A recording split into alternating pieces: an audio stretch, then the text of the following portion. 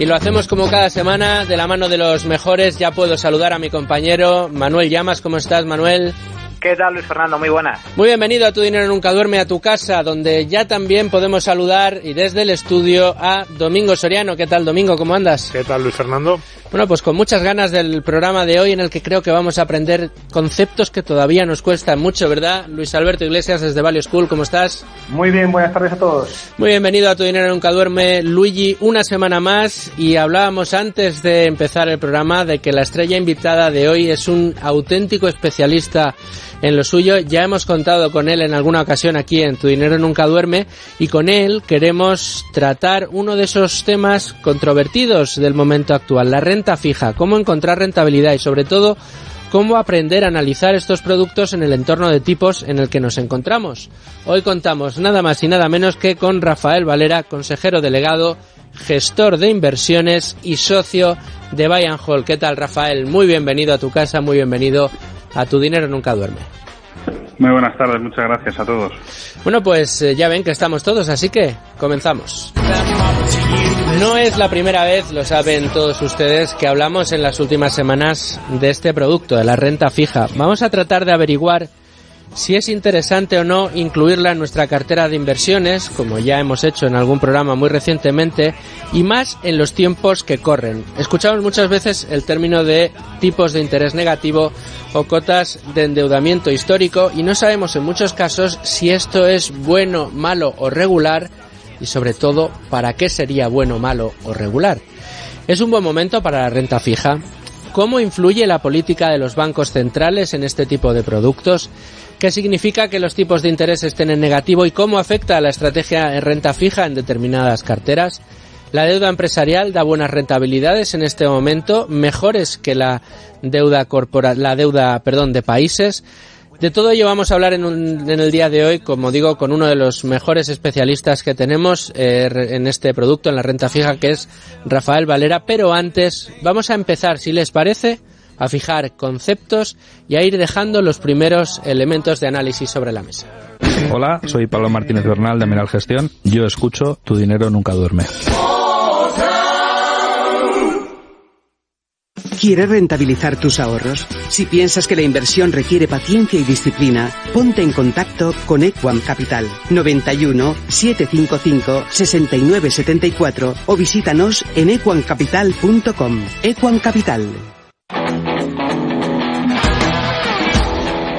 Bueno, Manuel, un tema muy interesante el que tenemos por delante. Es verdad que lo hemos tratado muy recientemente, pero yo creo que es un día muy bueno para empezar a fijar conceptos y sobre todo a ayudar a entender a muchos de nuestros oyentes qué significa, por ejemplo, y aquí viene mi pregunta, que tengamos tipos de interés negativos y cómo afecta esto a la deuda pública y en especial también, que yo creo que es la gran desconocida en este caso, a la deuda corporativa. Pues simplificando mucho, ¿qué significa? Significa un sin Dios. Así, hablando claro y simple. Lo primero que hay que decir respecto a lo que estamos viviendo en la actualidad es que estamos en un periodo de auténtica anomalía desde el punto de vista histórico.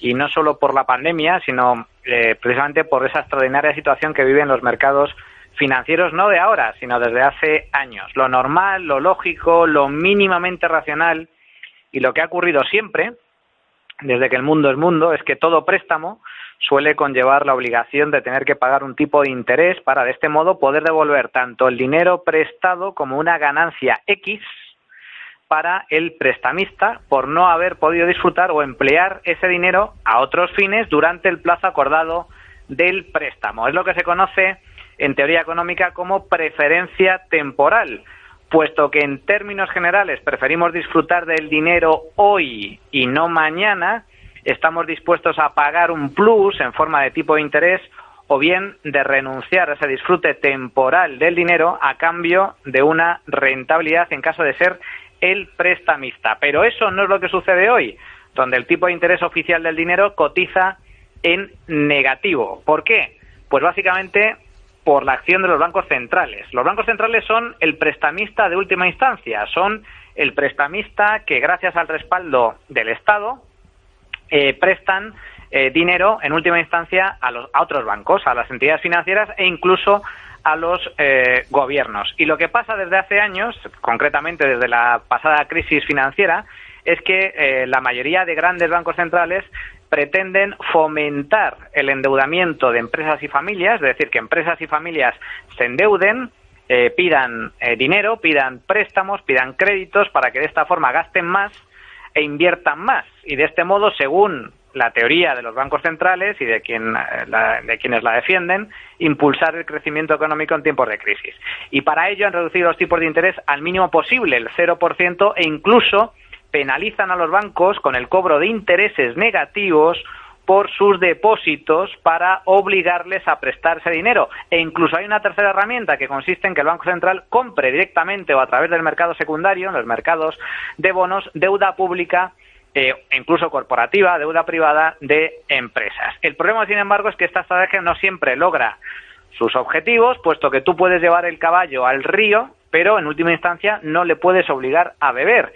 Y lo que sucede desde hace muchos años es que familias y empresas no quieren endeudarse mucho más por muy bajos que estén los tipos de interés, debido pues a la mala experiencia de la crisis del 2009. Sin embargo, estos estímulos en forma de tipos negativos y compra de deuda sí están siendo aprovechados por estados y empresas para financiarse gratis o a tipos de intereses muy bajos. Ese exceso de liquidez se ha traducido en una ingente demanda de deuda, elevando de forma sustancial el precio de los bonos. Ahora bien, y ya con esto concluyo, ¿tiene sentido que gobiernos irresponsables y manirrotos se financien a tipos de interés negativo pese al creciente riesgo de quiebra, o que se emitan bonos, por ejemplo, a 100 años vista a tipos próximos al 0%, dando así por hecho que no va a volver a haber inflación? Pues bien, estas son algunas de las dudas que plantea la anómala situación monetaria de nuestros tiempos.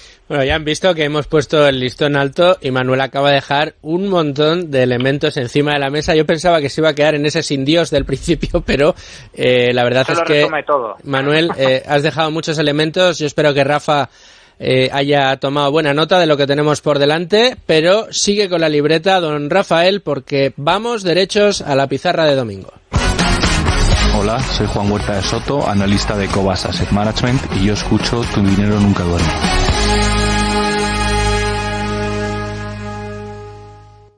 En Buy and Hold llevamos más de 15 años gestionando activos financieros. Nuestros primeros partícipes han conseguido triplicar el capital que nos confiaron.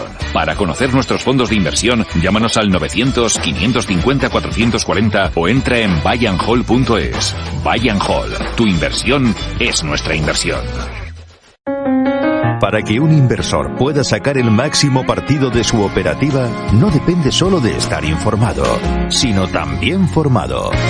En IG ofrecemos cursos para todos los niveles. Descubre más en www.ig.com. El 68% de las cuentas de inversores minoristas pierden dinero en la comercialización con CFD con este proveedor. Su capital está en riesgo.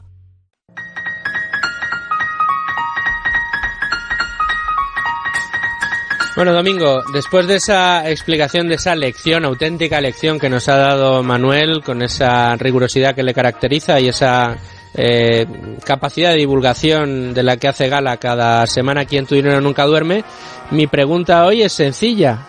¿Qué le contestas tú a ese oyente o a ese amigo o a ese cuñado o a ese primo que te pregunta si es un buen momento o no para la renta fija?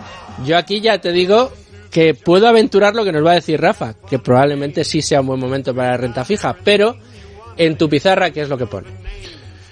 Fíjate, te digo lo mismo que me dijo a mí un inversor bastante bueno y que además tiene renta fija en su cartera, y me dijo, ten mucho cuidado ahora con la renta fija. Es lo que le digo yo a mis amigos.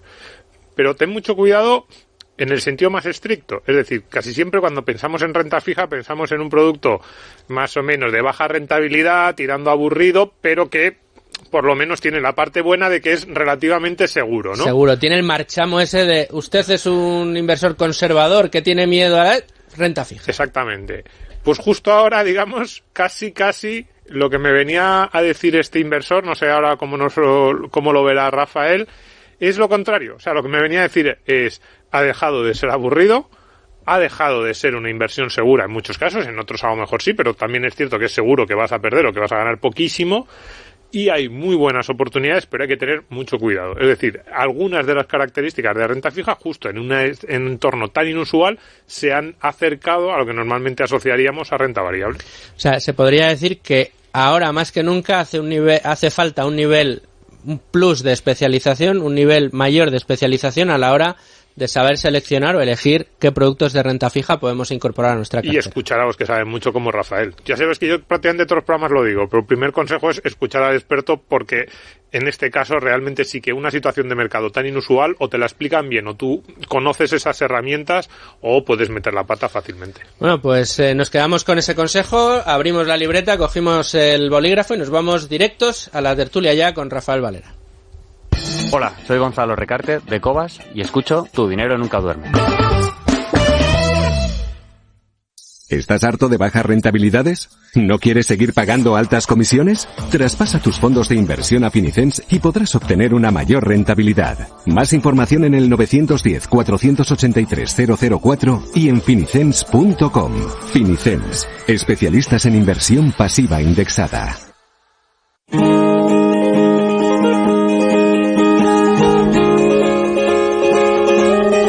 Querido Rafael Valera, vamos a entrar ya mismo en la tertulia. Sabes, porque sé que sigues el programa, que la primera pregunta es cada semana para Value School, así que Luis Alberto Iglesias, tu turno, arrancas esta tertulia en el día de hoy para hablar de esto que en muchas ocasiones se nos hace a muchos tan cuesta arriba para saber entender correctamente, la renta fija. Bueno, pues comienzo con una anécdota que ocurrió la semana pasada. Un amigo se me acerca y me dice si le podría conseguir algún gráfico de una comparativa de un índice de renta variable con otro o un ETF, es decir, un fondo representativo de lo que ha ocurrido en renta fija en los últimos 10 años, pues para demostrar el consabido adagio o en la idea que circula de que la renta variable pues lo hace siempre mucho mejor. Bueno, mi amigo estaba un poco frustrado porque es que le era imposible. Es decir, y me preguntaba si esto era equivocado. Y bueno, pues tuvimos que sentarnos y a explicarnos el hecho de que mucha gente, por lo que se ve, ha ganado mucho dinero con rentabilidades mayores a las que ha dado la renta variable en los últimos 10 años invirtiendo en títulos de renta fija. Entonces, bueno, pues esto parece contradecir esa fama de poca rentabilidad que tiene la renta fija y de la que ahora vamos a hablar. Entonces le pregunto a Rafael Valera, Rafa, esto ha tenido que ver, entiendo, con la etapa de intereses deprimidos e incluso negativos que hemos visto y que seguimos viendo, ¿verdad? Correcto.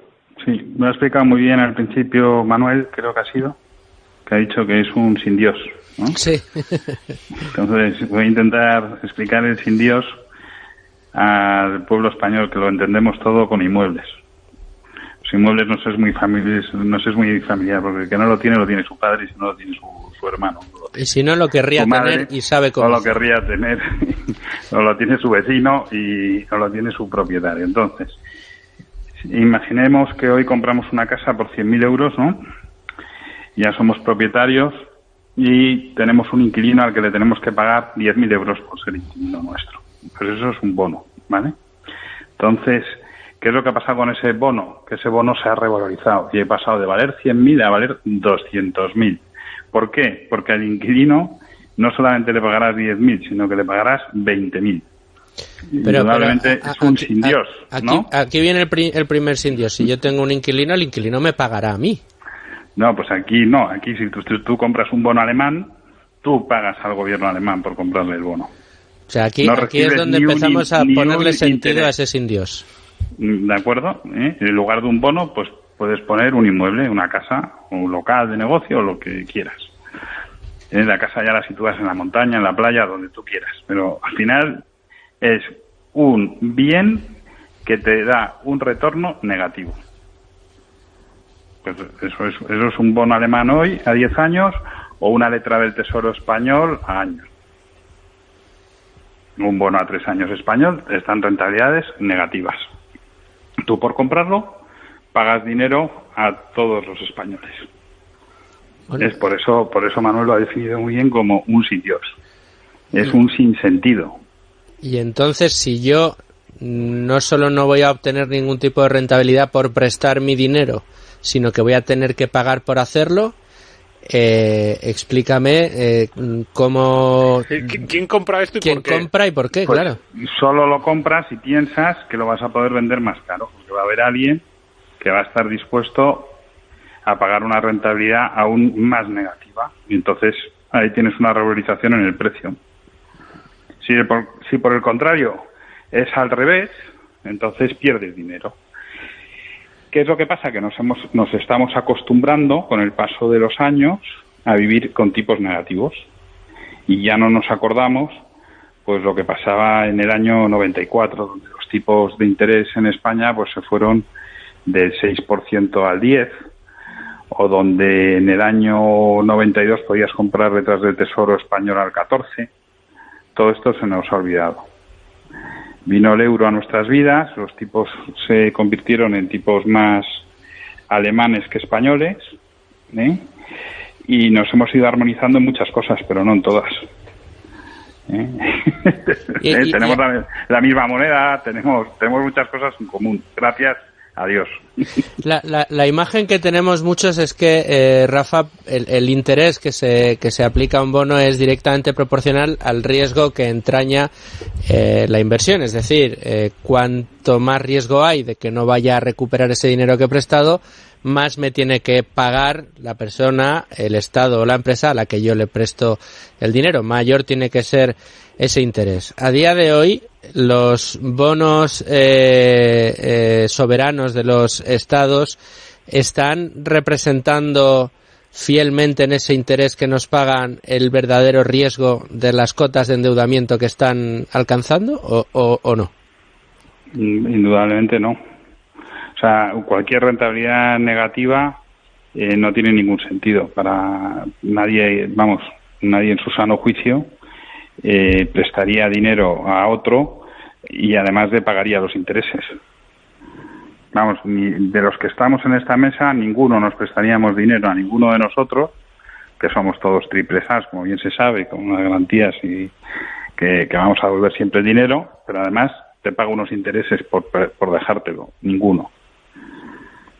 Entonces, no lo haríamos ni con un hermano. Le diríamos al hermano, oye, ¿qué dinero necesitas? Toma, pues tómalo, ¿no? Ya me lo devolverás. Pero encima que te tenga que pagar yo intereses por dejarte el dinero, eso ya es un sinsentido. Entonces, en teoría, es como indicas, a mayor riesgo, mayor rentabilidad. Pero un bono español, ¿qué tenemos hoy? Menos riesgo que en el año 2011. Han pasado 9 años, es verdad. Pero en el 2011 la deuda española a 10 años llegó a niveles del 6% y el strip a 30 años yo creo que llegó a niveles del 7%, ¿vale? Hoy estamos a 0,20, a 0 algo, ¿no? Hoy tenemos más deuda que entonces y probablemente un paro muy similar a entonces. Incluso me atrevería a decir que nuestro PIB ha retrocedido incluso más allá del 2011, para atrás. Oye, sí. Rafa, y estas condiciones que estamos hablando de deuda soberana, de títulos de deuda de los estados, alguien pudiera pensar que es que son condiciones especiales que solo se aplican a la deuda soberana, pero ¿algo similar estamos viendo afecta de alguna manera a los títulos de deuda corporativa, es decir, a los bonos de las empresas? Sí, a las empresas también, toda la parte que tiene la calificación, la etiqueta de investment grade, dada por una de las 3 agencias, por Fitch o por S&P o por Moody's, que son 3 monopolios o un oligopolio muy pequeñito, ¿no? Que te da la etiqueta de que eres pues de alta calidad crediticia o de baja calidad crediticia. Pues bueno, pues si estás dentro de la categoría investment grade, en ese caso es susceptible de que esos bonos sean comprados por el Banco Central Europeo y entonces están subvencionados, vamos a decir, ¿no? También han comprado algo en high yield, pero menos, ¿no? Indudablemente son tipos que son, vamos a decir, pues sí, subvencionados, dopados, artificialmente amparados por el fabricante del dinero, ¿no? que es el Banco Central Europeo. En nuestro caso. Lo mismo pasa en Estados Unidos, que sería la Fed, ¿vale? Manuel.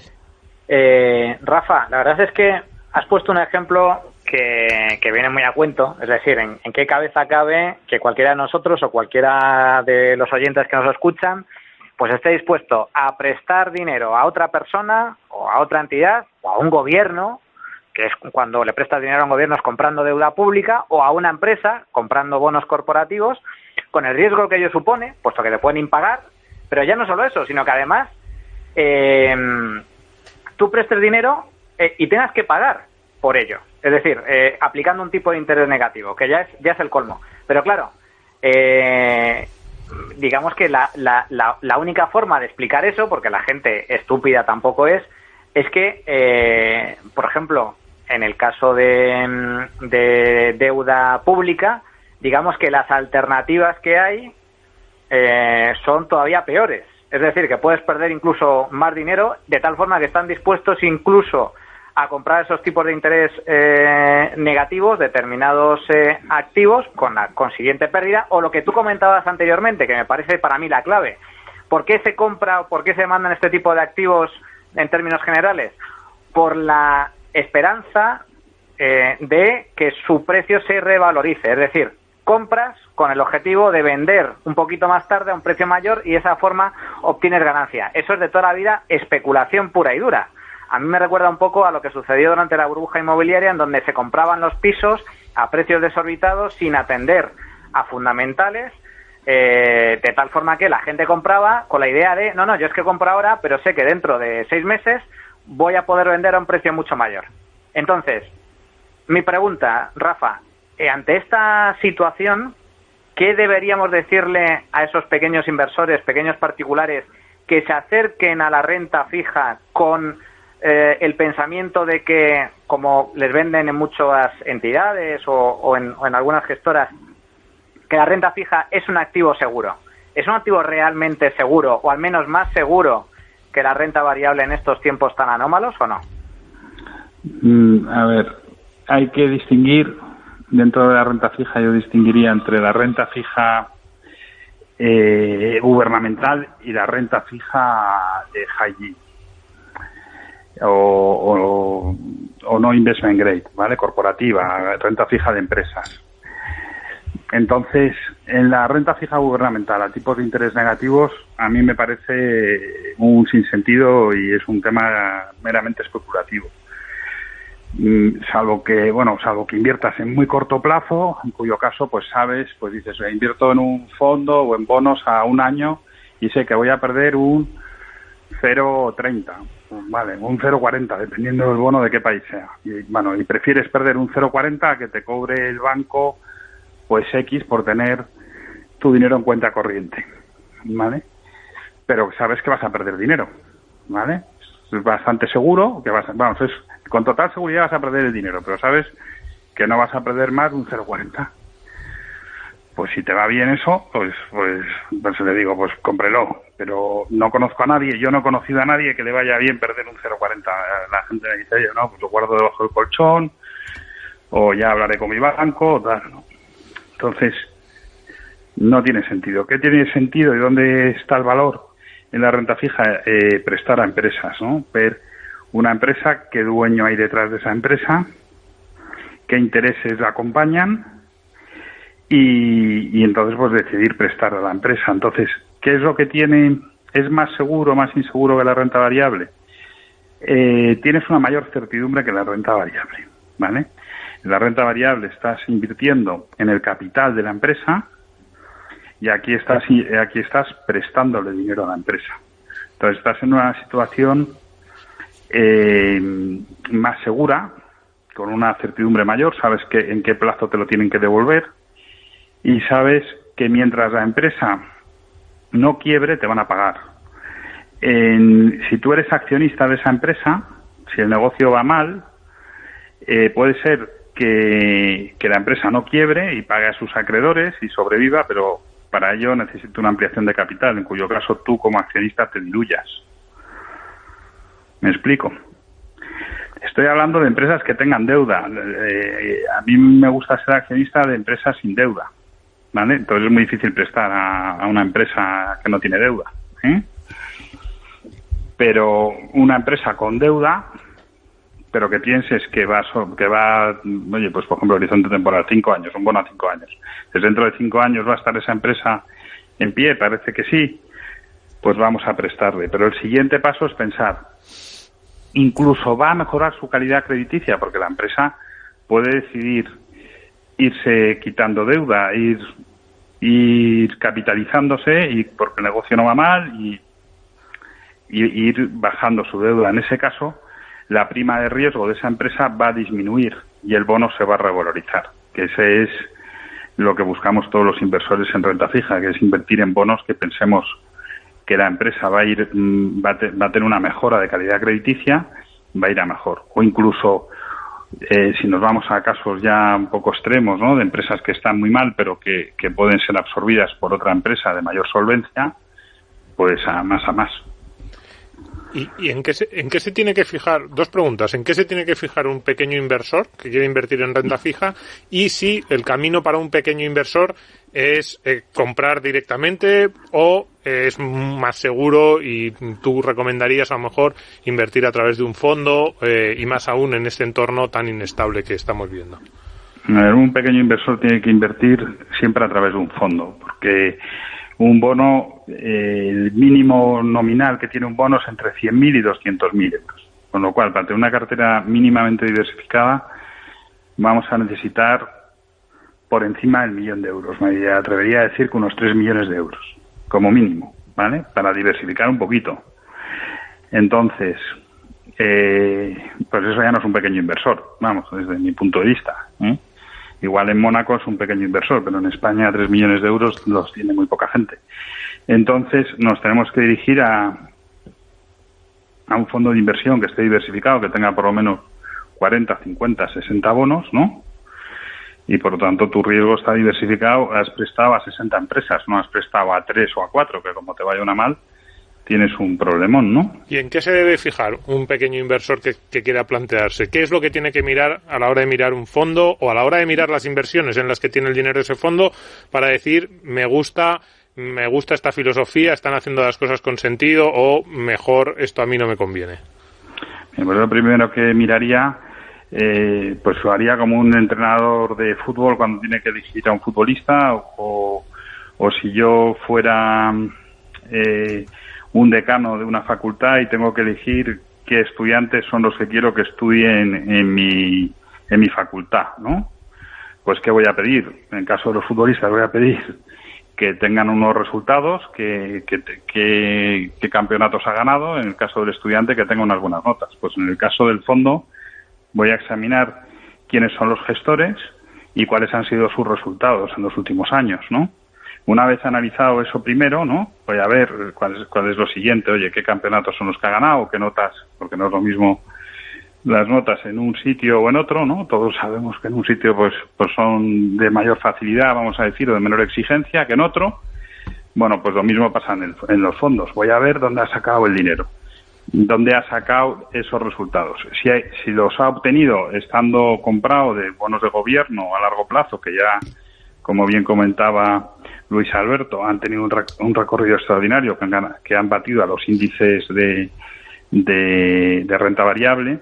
Eso no quiere decir que se vaya a dar en el futuro. Eso ha sido un recorrido muy, muy extraordinario, que históricamente se ha dado en muy contadas ocasiones, que no quiere decir que le queden ese recorrido de regularización a los bonos. Yo creo que a los bonos de gobierno el recorrido de regularización es limitado, ¿no? Entonces, ese track record no lo tendría en cuenta.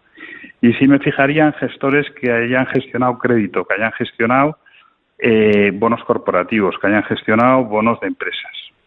Y ahí pues ya tengo un nicho más pequeño de gestores y voy a ver qué resultados han tenido pues en los años pasados, ¿no?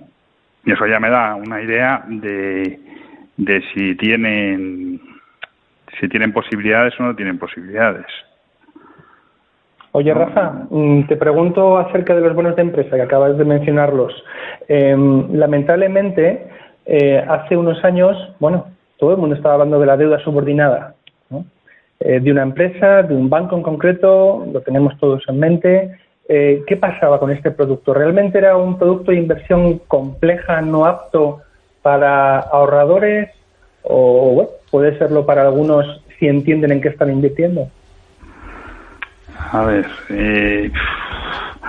esto se vendió mal, se vendió a particulares en sucursales bancarias y ha habido, yo creo que infinitas sentencias al respecto, ¿no?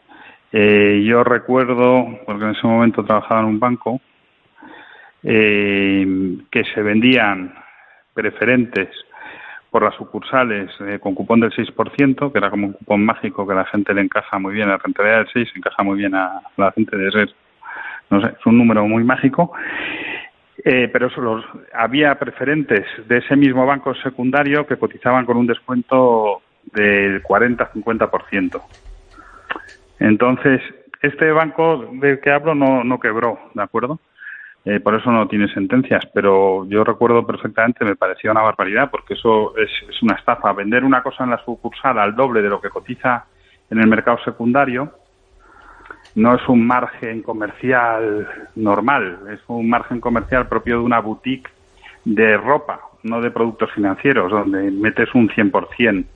Es decir, tú vendes una cosa a 100 que vale 50. ¿Me explico? Correcto. Rafael. Con esto te he dicho todo. De todas maneras, voy a intentar exprimirte un poquito más de cara sobre todo al oyente, porque sí es verdad que muchos de nuestros oyentes esa inversión mínima de 100.000 euros igual no la pueden hacer, otros sí, pero sí que nos gusta que todos nuestros oyentes al menos los elementos de juicio los tengan. Entonces, mi pregunta es la siguiente, Rafael. Si aquí en este programa a lo largo de estos años hemos aprendido que a la hora de analizar o de acercarnos a la acción de un negocio, de una empresa, pues nos tenemos que fijar para analizar quizá en el PER o en la deuda o en el equipo gestor. Son 3 patas, digamos, importantes por las que tenemos que empezar el análisis, y a partir de ahí quizá sí que es fácil que si 2 de estas 3 variables no nos cuadran, pues que probablemente nos vayamos a otro valor. ¿En qué 3-4 cosas, digamos, son fundamentales a la hora de analizar un bono, ya sea un bono soberano o un bono corporativo?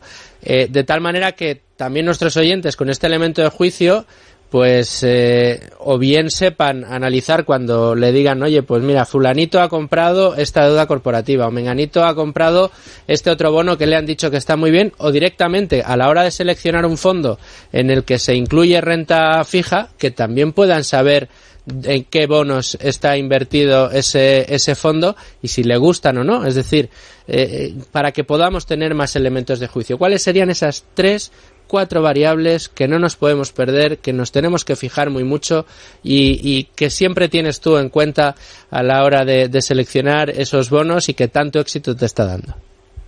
Lo primero de todo, yo miraría cuánto dinero tiene en caja esa empresa. Todas las empresas tienen deuda, pero también tienen caja. Entonces tienes que descontar de la deuda la caja que tienen y ver la deuda neta, ¿de acuerdo?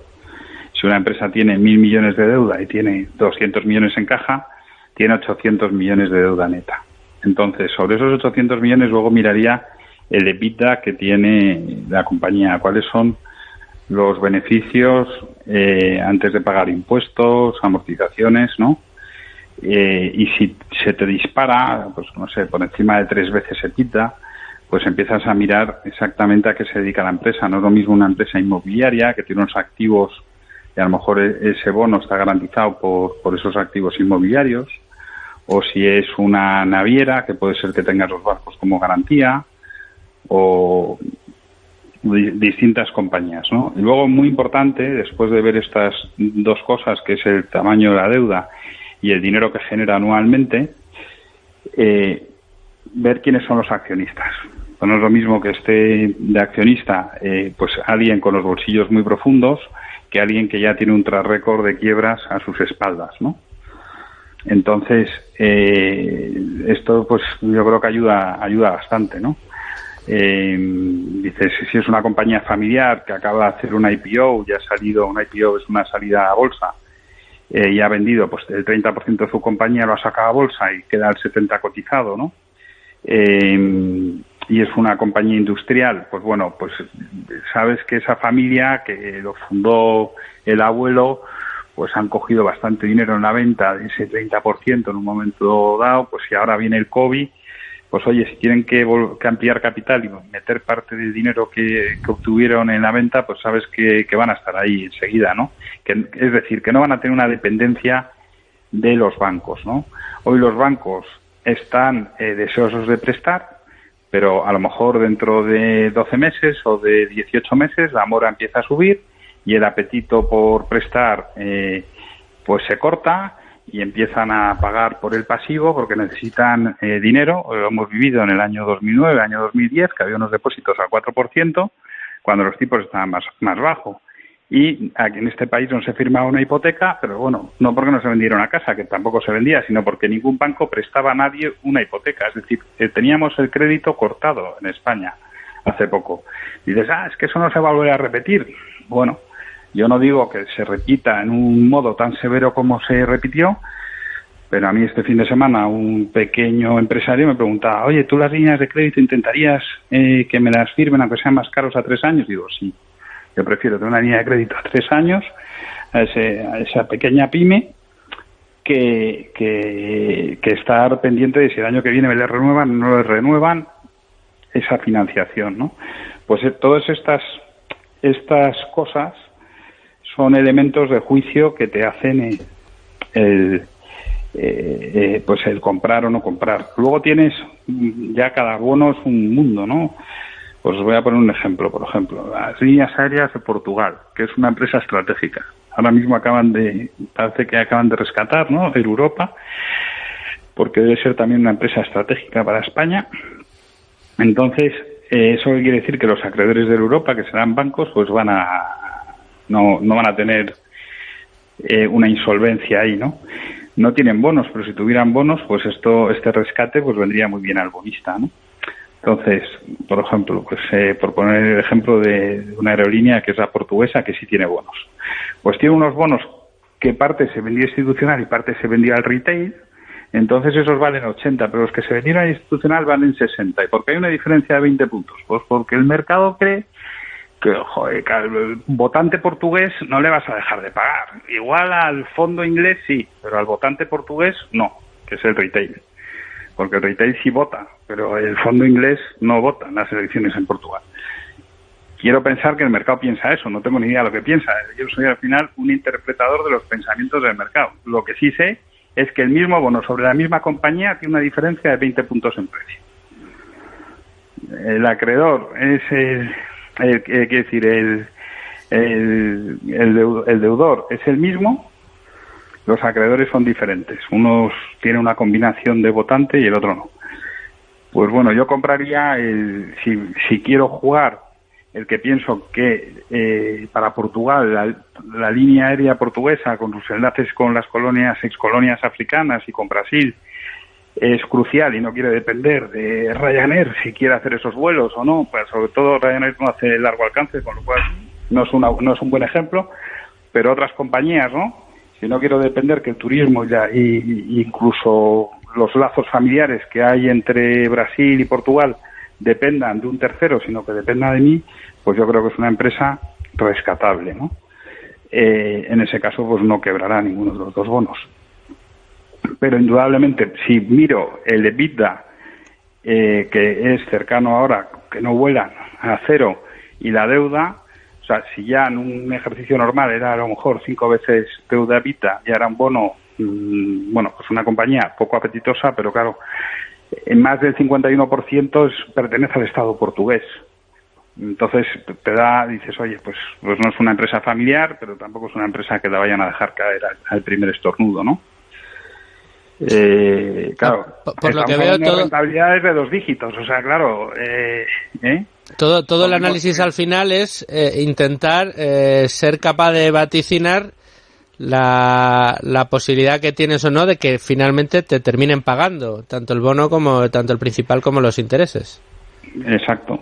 Pero en renta variable también tienes mucho riesgo. Yo miro muchas compañías que las tienen colegas míos en renta variable y los bonos de esas compañías cotizan a 40. Fíjate. Son compañías deep value, ¿sabes? Entonces dices, bueno, pues a lo mejor el inversor de renta variable ve unas cosas que yo no veo y yo como bonista pues digo, oye, ya a 40, ya si se me va a 100, ya más que duplico, ¿eh? Claro. A lo mejor el de renta variable se quiere multiplicar por 5 en esa compañía, no lo sé.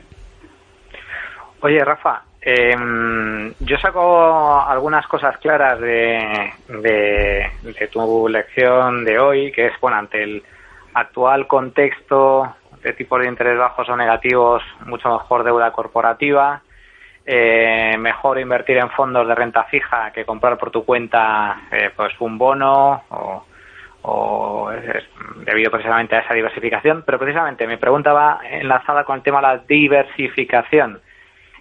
Vosotros tenéis un fondo en concreto, Buy and Hold Flexible, en el que utilizáis una diversificación entre renta fija y renta variable de 60-40, 60% en bonos, 40% en renta variable.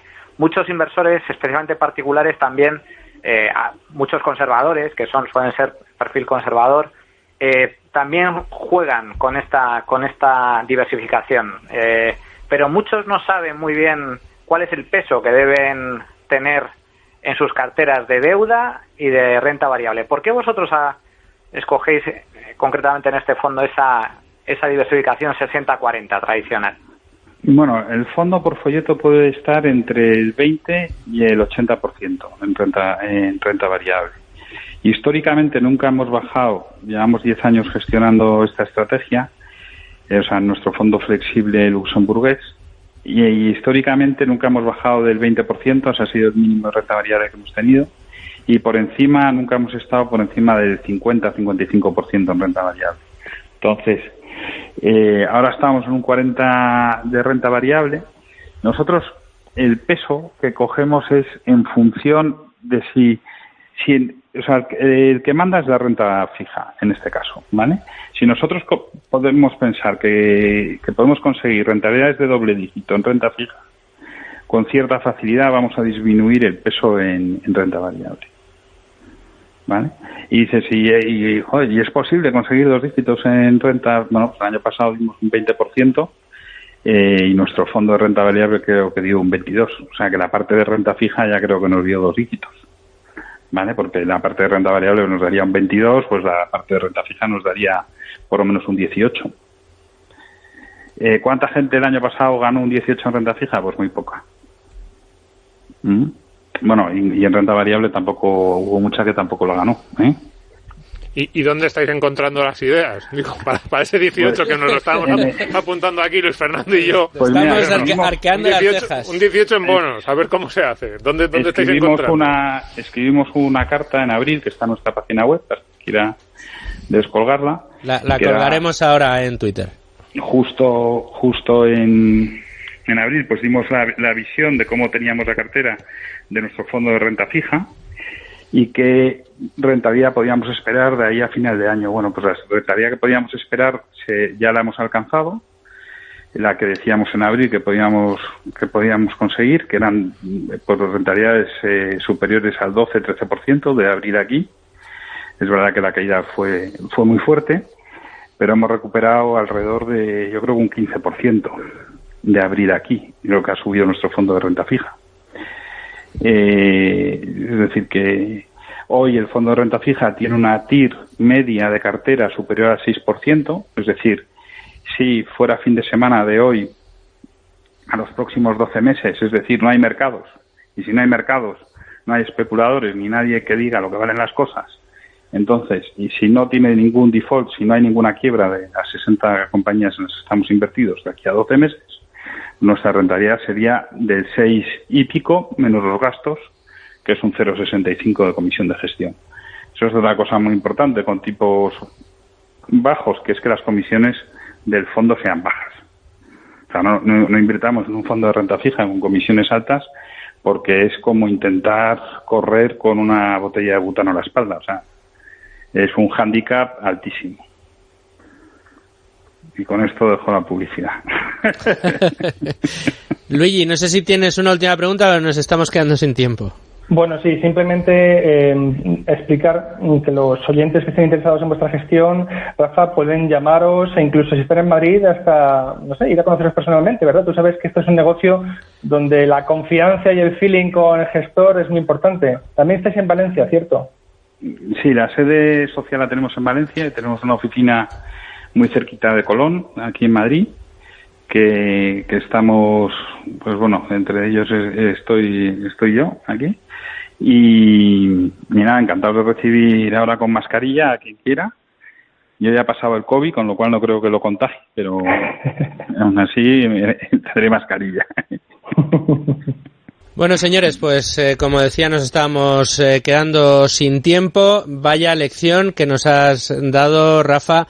Te agradecemos mucho el tiempo y te agradecemos también mucho la sabiduría. Como te decía, aquí estábamos, y digo aquí Domingo y yo, porque lamentablemente por las circunstancias en las que nos encontramos, solamente tengo en el estudio a Domingo porque no puedo tener a más personas, pero la verdad que nos arqueábamos las cejas y decíamos, hombre, es que está hablándonos Rafael de unas rentabilidades pues muy muy interesantes, desde luego para todos nuestros oyentes, que yo creo que hoy van a tener algún elemento de juicio más para aprender a mirar con espíritu crítico esas oportunidades de renta fija y también para saber cómo acercarse a según qué bonos a la hora de tomar, insisto, este... Bueno, y tiempo de recomendaciones. Value School, Luis Alberto Iglesias, ¿qué nos recomiendas para que completemos todo lo que se ha puesto encima de la mesa en el programa de hoy, en el que hemos tenido una auténtica masterclass sobre renta fija? Bueno, pues empezamos no con una masterclass, sino con 5, porque Buy and Hold tiene un curso disponible gratuito en su canal de YouTube, donde Antonio Aspas, que es compañero en la gestión de los fondos tanto de Julián Pascual como de Rafael Valera, enseña a analizar activos de inversión. Son 5 sesiones en vídeo tremendamente explicativas, donde vamos a aprender a analizar empresas, acciones, bonos. En fin, no se me ocurre nada mejor para que aquellos que quieran empezar a dominar este arte que verse el curso gratuito que nos hicieron. Después, también recomiendo otro podcast, no todo va a ser Tu dinero nunca duerme. El episodio 27 del podcast de Más Dividendos, que ya es una comunidad muy conocida para nuestros oyentes, Rafael Valera repasó con los anfitriones del podcast la crisis de 2008 y la industria de fondos de inversión a lo largo de una conversación muy distendida y amena como son las del podcast de Más Dividendos. Después quiero recomendar una entrevista con Rafael Valera publicada en otro podcast, aquí esto va de dar a conocer a gente que también está en nuestra misma onda, titulado Iceberg de Valor. En este programa de Iceberg de Valor, Rafael también repasa sus comienzos como inversor y examina su estilo personal de inversión en renta fija. Y para terminar, como no, quiero recomendar que todos los oyentes que no lo sepan todavía se pasen por Value School para disfrutar de todo el contenido de Value Academy, sobre todo del Summer Summit.